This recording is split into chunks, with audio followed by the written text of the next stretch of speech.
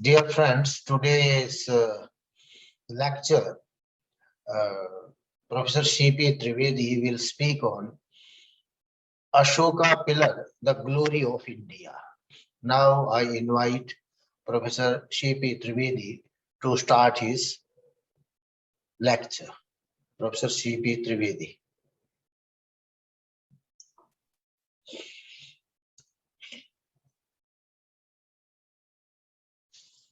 Ashokan pillars are glory of India.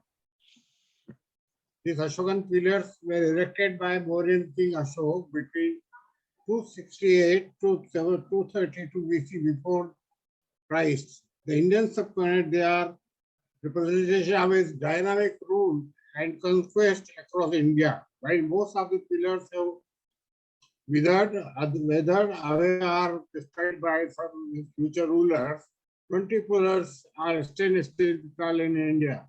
The pillars are like the earliest known stone sculptures in India and demonstrate the culture of advanced modern civilization.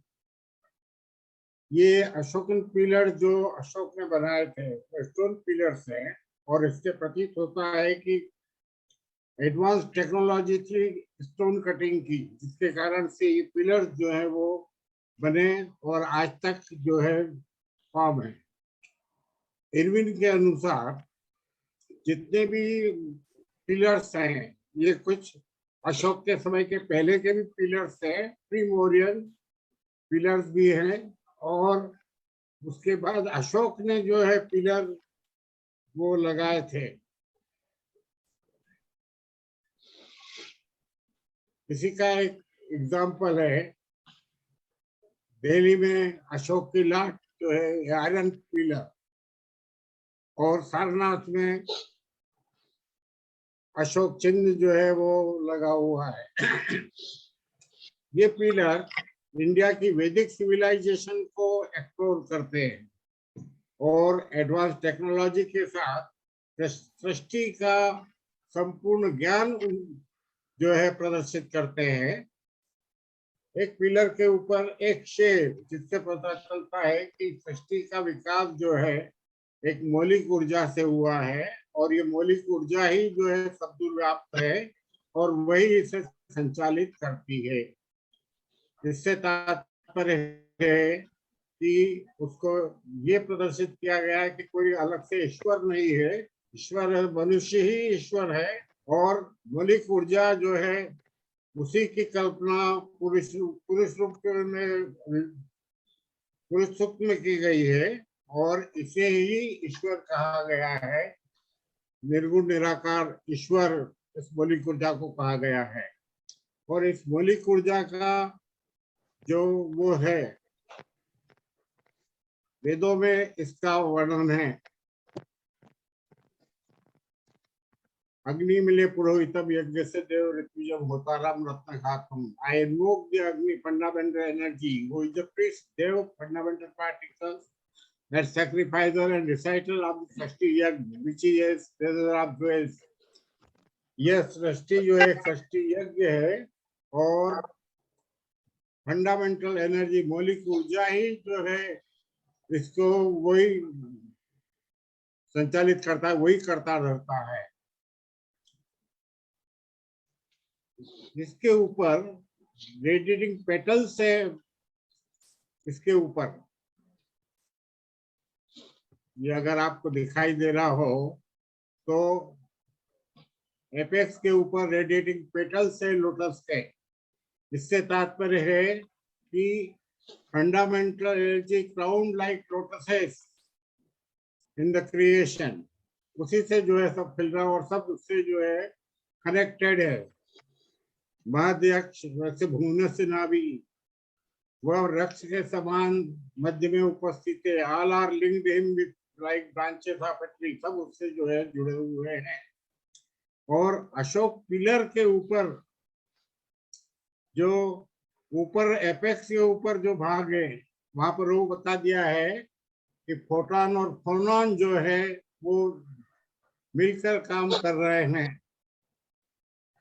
Fundamental energy जो है वह अपने dualistic force photon और फोनॉन के द्वारा कार्य कर रही है और इसी का एक भाग जो फोनॉन वेव है वो मन के रूप में प्रविष्ट हुई है, वही अर्लीस्ट है, वही जो है जीवन को संचालित करती है। और फोनॉन जो है वो सबसे पहले उत्पन्न हुई प्री कॉस्मिक कंडीशन में, जब कुछ भी नहीं था, तो डार्क मैटर में एक क्रैक फॉर्म हुआ और उससे जो ध्वनि उत्पन्न हुई, फोनॉन वेव उत्पन्न हुई, उसने जो है डार्क मैटर को एक्टिवेट किया, जिससे ये सृष्टि जो है में जो है डार्क मैटर जो है वो फंडामेंटल एनर्जी में, एक्टिव फंडामेंटल एनर्जी जिसे वाइटल एनर्जी कर सकते हैं, उसमें परिवर्तित हुई और ये सृष्टि जो है वो अस्तित्व में आई। और फोनॉन जो है वही डीएनए को, रेडिएटिंग रोटोस्पेक्टर से तात्पर्य है कि डीएनए जो है कमल के समान, उसके न्यूक्लियोटाइड पेयर्स जो है अश्विन न्यूक्लियोटाइड पेयर्स कमल के समान खिलते हैं। डीएनए को विवस्वत कहा गया है और त्वष्टा कहा गया है। यह डीएनए ही जो है रेडिएटिंग पेटल्स के समान, कमल के समान फूल जो है के समान खिलता है और इम्प्रिंट जो है वो डेवलप होता है वुम्ब में। वुम्ब में क्या होता है, जब ये सृष्टि, पहले आपको ये बता दूं मैं कि सृष्टि का विकास एक डीएनए से हुआ है, जीवन का विकास एक डीएनए से हुआ है, जेनेटिक रिकॉम्बिनेशन और सेल डिवीजन के द्वारा। और ये डीएनए ही सब दूर जो है फैल रहा है। एक डीएनए जो है वो इम्पोर्टल है जो पहला बना, और वही सब दूर जो है फैल रहा है।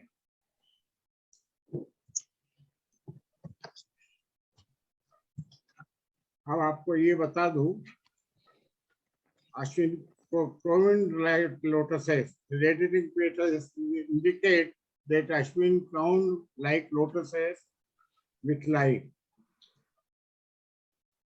लायन को बताना, ऊपर जो है शेर बना हुआ है, उससे तात्पर्य है कि यह मौलिक ऊर्जा है वो सर्वशक्तिमान है, यही ओमनीपोटेंट, ओमनीप्रेजेंट, ओमनिशेंट गॉड है जो सृष्टि को संचालित कर रही है।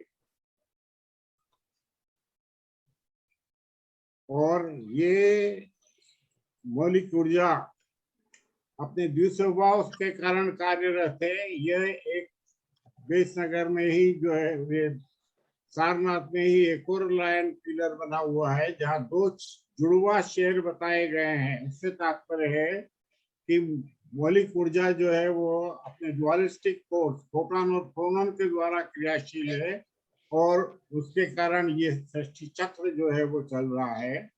सारे नीचे चक्र बता रखे हैं, इसका तात्पर्य है कि सृष्टि एक चक्र के रूप में क्रियाशील है। और इसका पुरुष सूक्त में ये बताया गया, यज्ञेन यज्ञमय देवा धर्माणि तत्वानि असना तेहनाका महिमान सचंत्यत पूर्वे साध्या संति देवा है।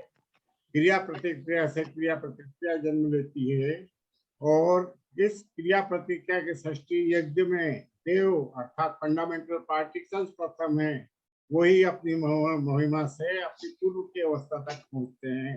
अर्थात उन्हीं से सिंथेसिस स्टार्ट होता है और डिग्रेडेशन के द्वारा वो वापस अपनी पूर्व की अवस्था में पहुंच जाते हैं। लायन पिलर के ऊपर ऐसे दो ऊपर वेव बता रखी है, तो वेव के द्वारा जो है, तो वेव से तात्पर्य है फोटोन एंड फोनॉन, इसके द्वारा जो है सृष्टि क्रियाशील है। यह इस आयरन पिलर के ऊपर बता रखा है। तो सारे पिलर यही डिस्क्राइब कर रहे हैं कि सृष्टि यज्ञ है और चक्रीय रूप में जो है क्रिया प्रतिक्रिया हो रही है। और इसको इस प्रकार से बताया गया है कि both their father are also their son, both the chief is also the cherished and as well as the supreme. One God has entered into the mind. अर्थात ये फोटॉन और फोनॉन ही जो है पिता पुत्र के रूप में जो है परिलक्षित हो रहे हैं। इन्हीं से सब जो है सिंथेसिस और डिग्रेडेशन हो रहा है। दोनों ही वरिष्ठ भी हैं और कनिष्ठ भी है, दोनों ही पिता भी हैं और पुत्र भी है। इनमें से एक गाड फोनॉन जो है वो मन में इंटर हुआ है, जिससे जो है ये जीवन की प्रक्रिया चल रही है, वही नियंत्रित करती है। फोनॉन वेव जो है, यहाँ आपको ये मैं बता देता हूँ कि फोनॉन वेव जो है कुंभ में जब फर्टिलाइजेशन होता है तो पहला डीएनए जो फॉर्म होता है उसको एक्टिवेट फोनॉन वेव करती है, और वह अपने पूर्व जन्म के कर्मों से जुड़ जाता है, और इस प्रकार से इन्फेंट का जन्म हो जाता है, जिसका नियंत्रण उसके पूर्व जन्म के कर्म करते हैं। The creation has evolved from fundamental energy and the laws of thermodynamics. Einstein's equation E is equal to mc square. Fundamental energy is working with its dualistic force, photon and phonon. The fundamental energy is described as omnipotent, omnipresent, and omniscient God in religious scripture. The fundamental is the space of nucleus drive the consciousness on the path of evolution. It has been described as soul, and DNA with charger is biosoul. ये तो Ashokan pillars के बारे में हो गया। अब मैं आपको अशोक चिन्ह जो हमारा नेशनल चिन्ह है, राष्ट्रीय चिन्ह है, उसके बारे में आपको बताऊंगा। आपको आवाज आ रही है? हाँ, इसके बारे में बताऊंगा। इसमें 4 शेर जो है ऊपर की ओर बने हुए हैं, और नीचे जो है हॉर्स, बुल, लायन और एलिफेंट बने हुए हैं। तो 4 शेर में से 3 शेर ही सामने दिखाई देते हैं और एक पीछे दब जाता है। 4 लायंस बैक टू बैक है। इससे तात्पर्य है कि 3 भाग ऊपर से दिखाई देते हैं और 4 पेड़ दिखाई देते हैं नीचे की ओर। इससे तात्पर्य है कि इस मौलिक ऊर्जा का के 3 भाग ऊपर हैं, और 4 भाग में से 3 भाग ऊपर है, और एक बार ये दृश्य जगत है जो कि हमें दिखाई दे रहा है। इसमें पुरुष सुख की कल्पना की गई है। पुरुष सुख से जो है ये लिया गया है। चारों ओर शेर बताने का तात्पर्य है कि सहस्त्र शीर्षा पुरुष सहस्त्र सर्वभूमि विश्व दशांगुलम, वह उस पुरुष के हजारों सिर, हजारों आंख और हजारों पांव है, और सब दूर व्याप्त होते हुए भी वह मनुष्य शरीर के 10 उंगल वाले स्थान में उपस्थित है। तो यहाँ मौलिक ऊर्जा की परिकल्पना पुरुष रूप में की गई है, और सहस्त्र शीर्षा के द्वारा यह बता दिया गया है कि वह संपूर्ण रूप से संपूर्ण दिशाओं में क्रियाशील है, और उसके हजारों पांव, हजारों आंखें, अर्थात ओमनीपोटेंट, ओमनीप्रेजेंट, ओमनिशिएंट गॉड है ये। और उसके 3 भाग नीचे दूसरे उसमें बता रखा, पुरुष एवं सर्वम यद भूतम यच्च भाव्यम, और पुरुष ही जो कुछ था और जो कुछ होगा वह पुरुष ही है। अर्थात यह मौलिक ऊर्जा ही जो कुछ है और जो कुछ होगा भविष्य में, यह मौलिक ऊर्जा ही है। इसके 3 भाग सृष्टि के था, 3 भाग पूर्ण सम्मान लाभ है, और एक भाग जो है ये दृश्य जगत है, जिसके द्वारा ये बता रखे हैं कि हार्स जो है वो काइनेटिक एनर्जी का द्योतक है, और बुल जो है वो कैपेसिटी टू डू वर्क, और हाथी जो है वो ये बताता है कि पोटेंशियल एनर्जी। इन एनर्जी के अंतर्गत जो है ये सृष्टि कार्य कर रही है, और इन एनर्जी से ही जो है सृष्टि चक्र चल रहा है, ये चक्र के माध्यम से बताया गया है। और रोटेटिंग पेटल्स जो नीचे की ओर दिखा रखे हैं उससे ये बताया है कि जीवन की उत्पत्ति जो है वह एक न्यूक्लियोटाइड, डीएनए के एक न्यूक्लियोटाइड पे और अश्विन से हुई है, Ashwin crown with lotus heads, और डीएनए ही जो जीवन के रूप में फैल रहा है। इस अशोक चिन्ह में पहले एक ऊपर की ओर चक्र था जिसका लास्ट हो चुका है, जिससे जो टूट गया था, और बाकी सारे 4 शेर वाला चिन्ह जो है वो सारनाथ में उपस्थित है। और ऊपर के चक्र से ये तात्पर्य है कि षष्ठी सूर्य के चक्र से जो है ये कार्य कर रही है।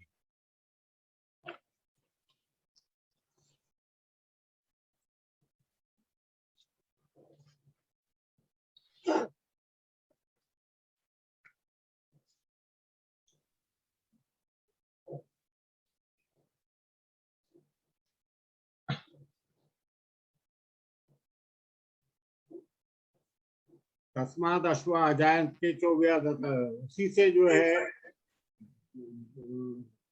ये जितने जीव जंतु हैं, जिनके दो दांत ऊपर है, उभयागत, उनका जो है निर्माण इसी फंडामेंटल एनर्जी से हुआ है।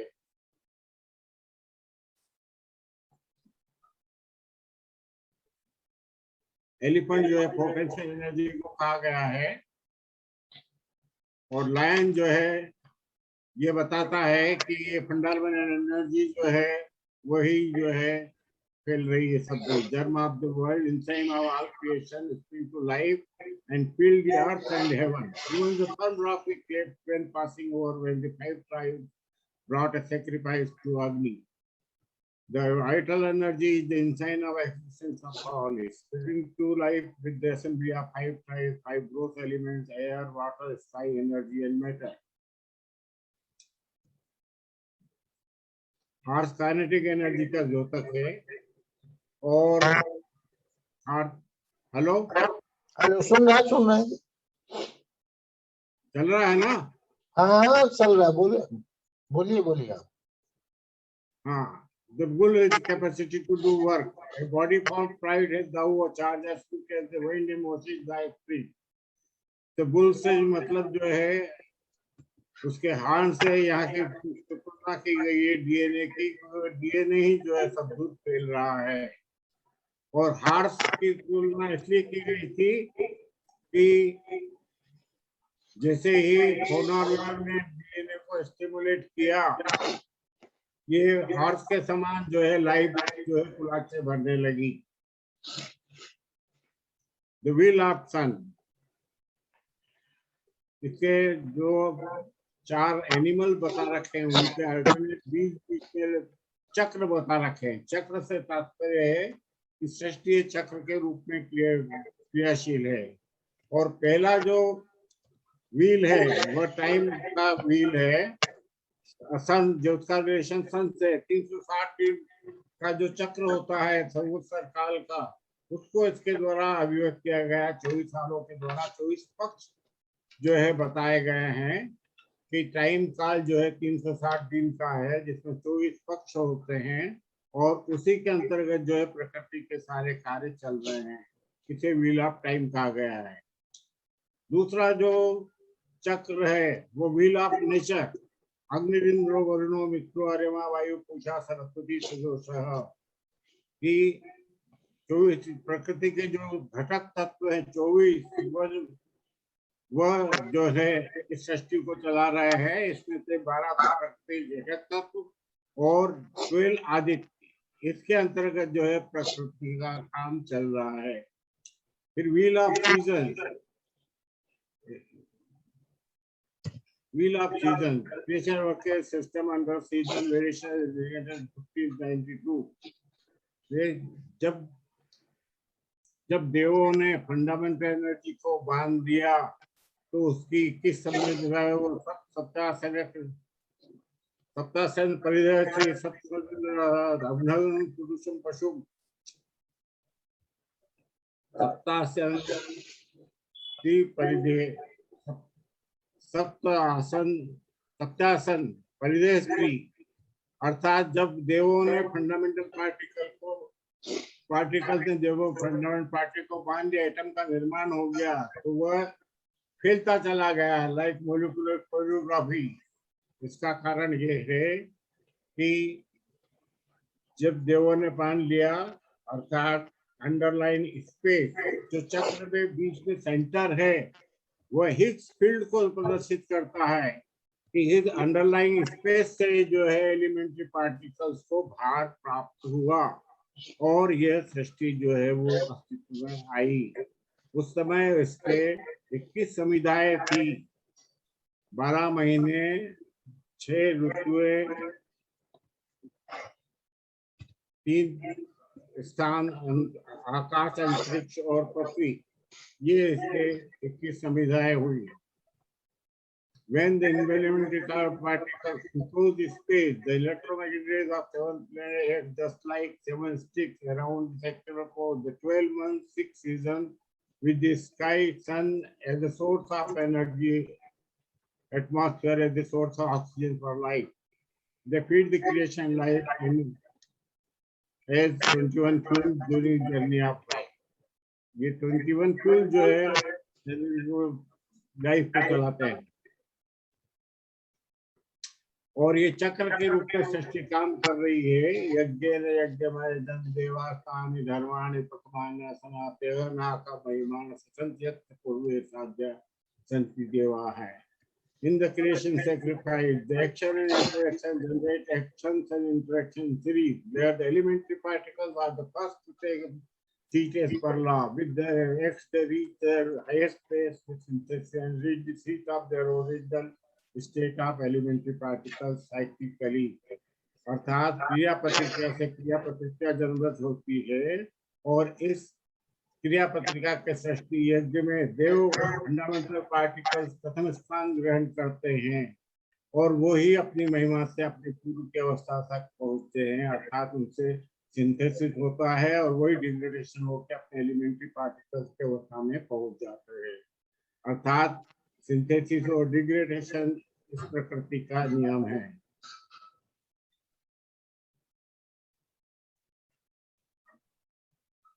तो इसमें फिक्स डॉट पार्टिकल का भी वर्णन है। सप्तासन परिदेशी सत्सविद तथा देवा यज्ञ तन्वानम पुरुषम पशुम।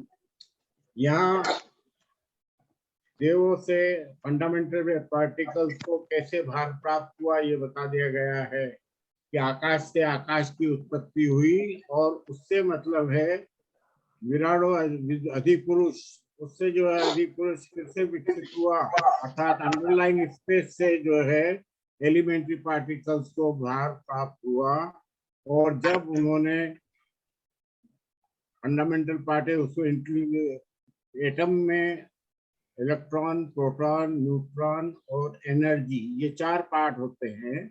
इसमें से जो न्यूक्लियस है उसमें थोड़ी सी स्पेस होती है, और वह स्पेस जो है वह स्पेस इंक्लोज हो गई, और उससे जो है एलिमेंट्री पार्टिकल्स को भार प्राप्त हुआ। अर्थात जो ब्रॉड पार्टिकल कहा जा रहा है उसका ये यहाँ पर वर्णन है।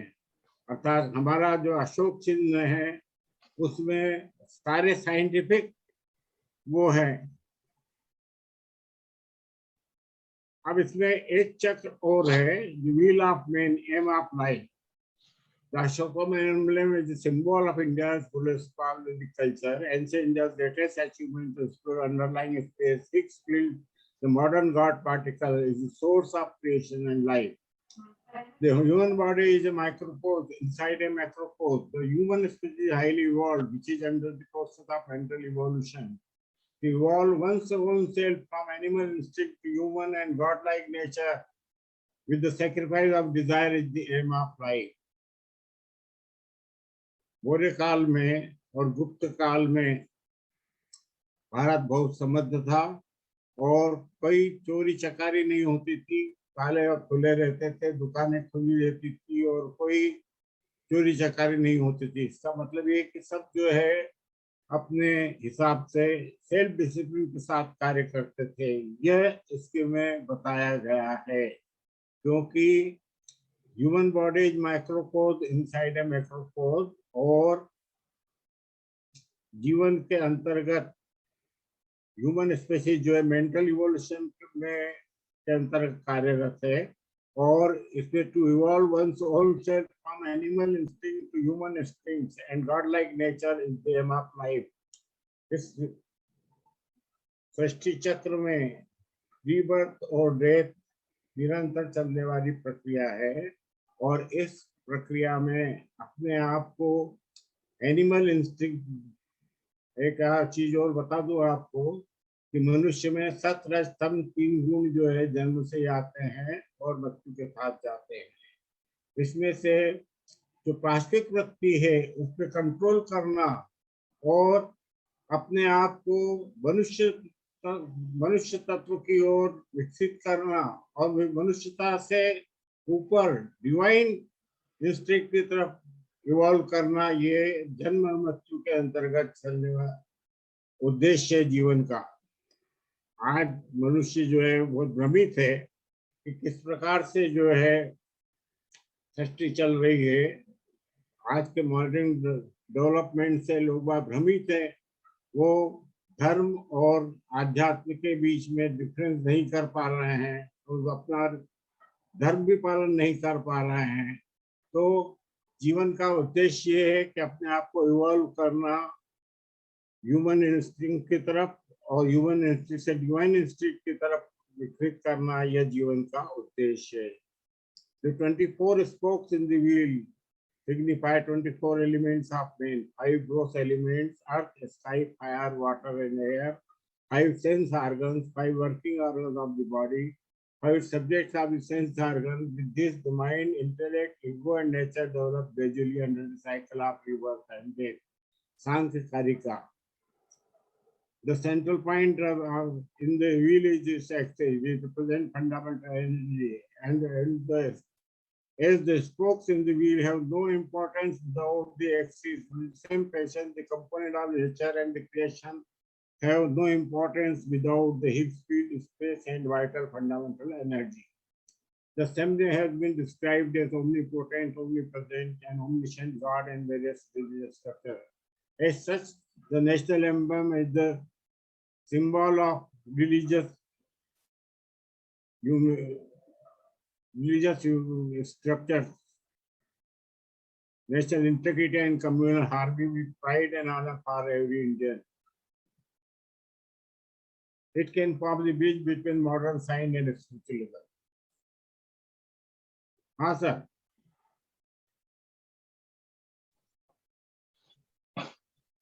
तो ये हेलो हेलो, हाँ आपका खत्म हो गया? हाँ चलिए ठीक है। ये प्रोफेसर सीपी, हाँ हाँ सुना, मैं उस पर बोल रहा हूँ, अभी आप चुप रहिए। ये प्रोफेसर सीपी त्रिवेदी जी ने जो अशोक स्तंभ है और अशोक का जो सिंबल है उसका क्या वैज्ञानिक उसका आधार है, उसमें किस प्रकार से डीएनए को डिपिक्ट किया गया है और किस प्रकार से रिएक्शन और एक्शन रिएक्शन की प्रतिक्रिया स्वरूप या सृष्टि उत्पन्न हुई है, उस सभी को उसमें उपलक्षण के माध्यम से इसमें बताया गया है। तो आशा है आप सब लोगों को ये जो भाषण है, लेक्चर है, पसंद आया होगा और इसी के साथ हम विराम लेते हैं। जी जी।